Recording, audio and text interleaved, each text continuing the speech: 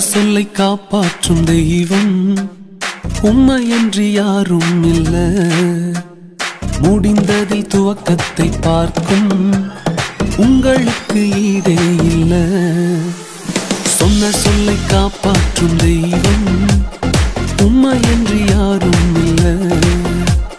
முடிந்ததில் துவக்கத்தை பார்க்கும் உங்களுக்கு ஈடே இல்ல.